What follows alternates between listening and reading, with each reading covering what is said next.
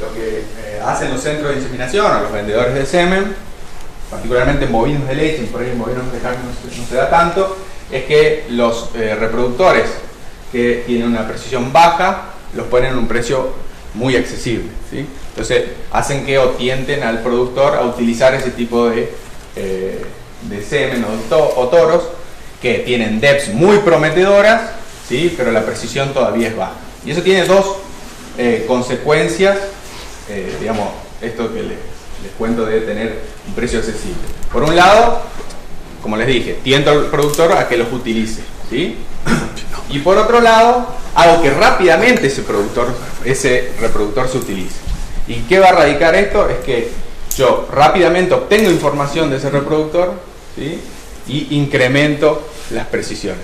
¿Por qué? Porque si ese semen tendría un precio inaccesible, con DEPs con baja confiabilidad, va a tardar en utilizarse, ¿sí? Y voy a tener que esperar mucho tiempo para incrementar esa precisión. Entonces decimos que la precisión está muy atada a la información de las performances del propio individuo, de sus parientes y de su progenie, ¿sí? Van a ir incrementando esa precisión. Una pregunta. Sí. ¿Depende del tamaño de la muestra y también de la heredabilidad? Sí, también. Sí. Mientras más heredabilidad tenga, yo a menos cantidad de información voy a ir incrementando las precisiones. ¿Tá? Acá ven el gráfico supongamos que esta campana que ven arriba es una distribución, ¿sí? Que dentro de esa campana tiene que estar dando vuelta el verdadero valor del mérito genético del animal, ¿sí? Acá, por ejemplo, tenemos un DEPS de peso al año de 10 kilos.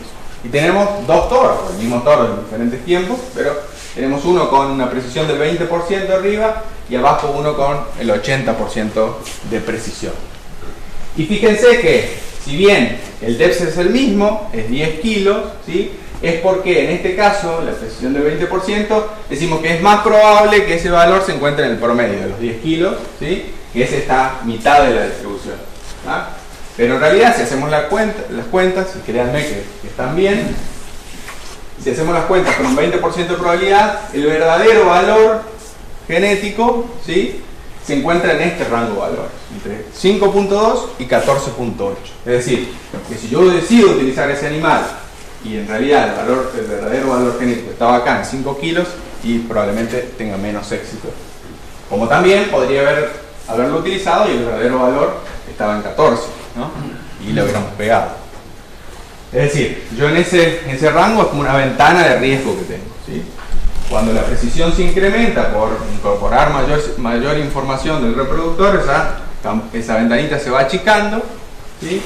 Entonces vemos que con un 80% de confiabilidad el verdadero valor se encontraría entre este rango, entre 8.8 y 11. Entonces ahí ya tengo menos margen de equivocar. Básicamente es ir incorporando esa información, hace que la información aumente y que yo tenga mayor o menor riesgo en la toma de decisión por un DEPS, ¿sí?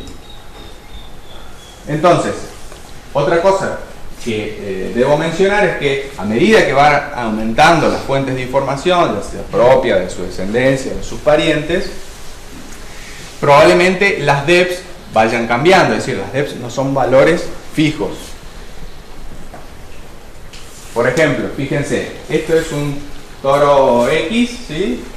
Es el mismo toro evaluado en el resumen de pares del 2014 y en el resumen de pares del 2018. Fíjense que es el mismo toro, nacido en 2011.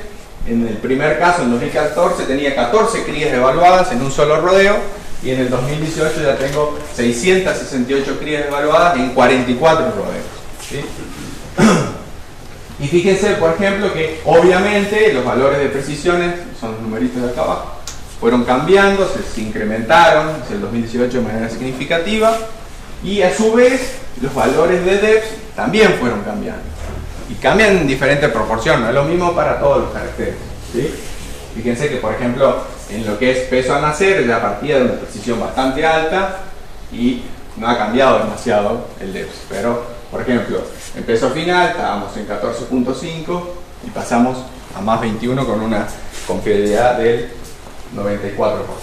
Entonces, esto también es importante, decir que no solo las precisiones van a ir cambiando a lo largo del tiempo, sino que las depth probablemente también cambien.